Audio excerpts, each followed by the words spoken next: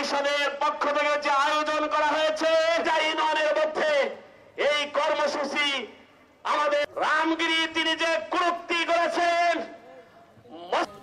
প্রাণপ্রিয় ইসলাম বিরোধী ভাই বোনেরা কি বলে ঠিক না যাদের প্রাণে রসুলের মহান একজন রাজমিস্ত্রি একজনের কাছে গেছে যে বলতেছে স্যার আপনি বৈদ্যুতিক করে কুট্টু দিয়ে খাবো সবাইকে দিয়েছেন ম্যানেজমেন্ট করছি তো সেই হিসেবে একটা কথা বলতে চাই জানতে হবে আমি সাংবাদিক হই আমি এক ভঙ্গিপাড়া আসসালামু আলাইকুম ওয়া রাহমাতুল্লাহ আমি সর্বপ্রথম আমাদের সামনে অত্যন্ত গুরুত্বপূর্ণ আব্দুল্লাহ সাহেব মুহতামিম চন্দ্র দিলেন তাহলে আমরা ইনশাআল্লাহ ভবিষ্যতে সারা চোখ বন্ধকারী রাখলে হবে কেন মানে যেহেতু আরো বক্তারা আছে আমি এখানেই শেষ করছি সমাবেশ শেষ করে একটি মিছিল নিয়ে আজকের এই প্রতিবাদ সমাবেশের পক্ষ থেকে মাননীয় কিন্তু সময়ের সংকীর্ণতার কারণে অনেক গুরুত্বপূর্ণ ওলামায়ে কেরাম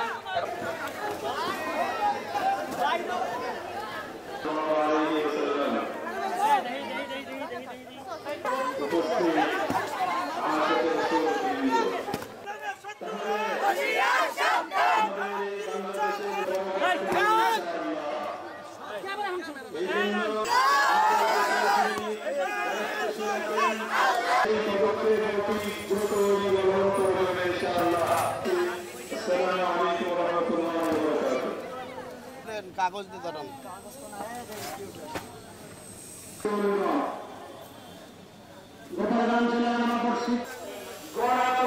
বাংলাদেশের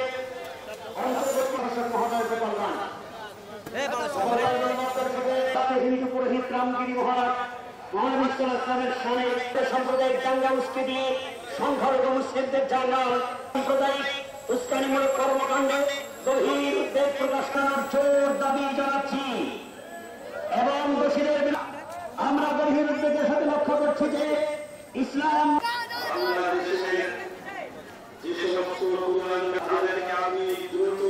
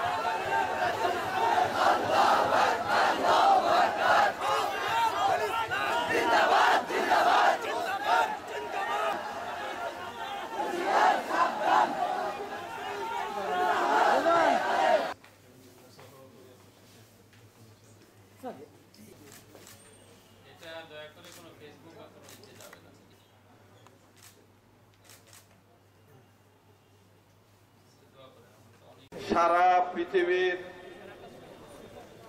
শত শত কোটি মানুষের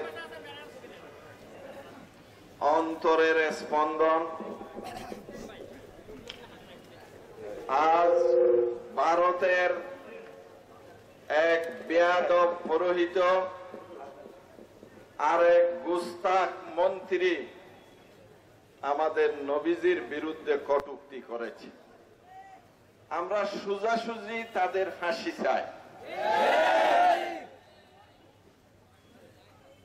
এই মোদি ভারতের প্রধানমন্ত্রী হওয়ার পরের থেকে ইসলাম এবং মুসলমানদের বিরুদ্ধে ষড়যন্ত্র চালাই যাইতেছে একের পরে বারবার আমাদের নবীজির ব্যাপারে কোরআনের ব্যাপারে ইসলামের ব্যাপারে উস্কানিমূলক আক্রমণ চালাই যাইতেছে আমরা বলতে চাই এখনো ভালো আছেন এই দুই গুস্তাখ বেয়াদবকে গ্রেফতার করিয়া ফাঁসি দেন আপনারা সবাই এই সন্ত্রাসী তকমা নেওয়ার জন্য প্রস্তুত আছেন নবীজির ইজ্জত রক্ষা করার জন্য যদি আমাদেরকে জঙ্গি বলা হয় এই জঙ্গি তকমা নেওয়ার জন্য প্রস্তুত আছেন বিশ্বের মানুষের কাছে দাঁড়িয়ে দিতে চাই, নবীজির সম্মানের চেয়ে আর কোন সম্মান আমাদের কাছে বড় নাই। সুতরাং এই বিষয়টি পার্থক্য করতে না পারলে আপনাদের ব্যর্থতা, আমাদের ঈমানের কোন দুর্বলতা নাই ইনশাআল্লাহ। আল্লাহর রাসূলকে আল্লাহর পরে স্থান দেওয়া ব্যতীত সুতরাং যে কোন ব্যক্তি নবীজির শানে কটূক্তি করবে তার গর্দান উড়িয়ে দিতে এক মুহূর্ত মুসলমান পরোয়া করে না। শুধুমাত্র কিছু লোক আলেম ওলামা সহ কিছু লোক আছে, আজ নবী তো আমাদের সকল নবী, যেই নবীর জন্ম না হলে এই পৃথিবীতে কিছুই থাকা হতো না। আর সেই নবীর বিরুদ্ধে কটূক্তি করে, ভারতে হয় কটূক্তি, বাংলাদেশে কটূক্তি হয়, আর আলেম ওলামারা তারা প্রতিবাদ করে এবং তারা জীবন দেয়। তারা জীবন দিতে ভয় পায় না। আপনারা বিগত সময় দেখেছেন যখন যে আন্দোলন হয়েছে, যত আন্দোলন হয়েছে, আলেম ওলামারা, হক্কানি আলেম ওলামারা জেল খেটেছেন এবং এই তালিবে আলিমরা জীবন দিয়েছেন, কিন্তু তারা পিছপা হয় না। আমি সকলকে বলবো যে গোপালগঞ্জ জেলায় ওলামা পরিষদ যে আয়োজন করেছে, আমরা সবাই সকলে আমাদের নবীর ব্যাপারে যখন কটূক্তি হবে সবাই দল বল নির্বিশেষে আমরা সকলে দাবিয়ে বলবো, এর সময় যত সময় পর্যন্ত তোমার মা থেকে, তোমার আব্বা থেকে, তোমার দাদা থেকে, তোমার সন্তান থেকে, দুনিয়ার সব কিছু থেকে আমাকে মহব্বত করতে না পারবে এত সময় পর্যন্ত কামেল মুমিনের তুমি দাবি করতে পারবে না। কামেল মুমিনের পরিচয় দিতে হলে আজকে মাঠে আমাদের নামতে হবে। এই কুলাঙ্গার ভারত থেকে যে কথা ঘোষণা করেছে, ইতিপূর্বেও ভারত থেকে কয়েকবার এরকম কুলাঙ্গাররা বিশ্ব নবীর বিরুদ্ধে বিভিন্ন কটূক্তি করেছে, তারা বেইজ্জতি হয়ে দুনিয়া থেকে গেছে। বাংলাদেশ সরকারের প্রধান উপদেষ্টা ডক্টর ইউনূস সাহেবকে অনুরোধ জানাচ্ছি, আপনার সরকারি মাধ্যমে যে প্রতিবাদ জানানো দরকার অতি সত্বর, আপনি সে প্রতিবাদটুকু ভারত সরকারের কাছে পাঠিয়ে দিন। ভারত হইছে আমাদের প্রতিবেশী, আমাদের থেকে শুধু নিতে জানে, কখনো ভালোবাসা দিতে জানে না। শুধু খাইতে জানে, খাওয়াতে জানে না। পানি দেবে না, আবার বস্তা বস্তা ইলিশ মাছ খাওয়ার জন্য জিব্বা বেড়ে বসে থাকে। মুসলমানের কলিজায় আগুন লাগানোর মতো বারবার শত্রুতামূলক বিভিন্ন প্রকার আচরণ তারা করেই যাচ্ছে। ভারত হইছে সকল ভেজালের কারখানা, জাগতিক ভেজাল, ধর্মীয় ভেজাল, সকল ভেজালের কারখানা ভারত। আর সারা দুনিয়া জুড়ে তবলিগি নামে একটা ঐক্য মঞ্চে কাজ চলতেছিল মতবিরোধ ছাড়া। সেই ধর্মীয় তবলিগি কাজের ভিতরে বিভেদ সৃষ্টিকারী যিনি, তার বাড়িও একে একে শত শত প্রমাণ দেওয়া যাবে। যুগে যুগে সময় সময় সুযোগ পেয়ে তারা ইসলাম ও ধর্মের উপরে মারাত্মক আঘাত করে যাচ্ছে। বললে না আর ইন্ডিয়ার বিপক্ষে তোমা করলে কত বড় জনদরদি, অথচ নামাজ পড়ে।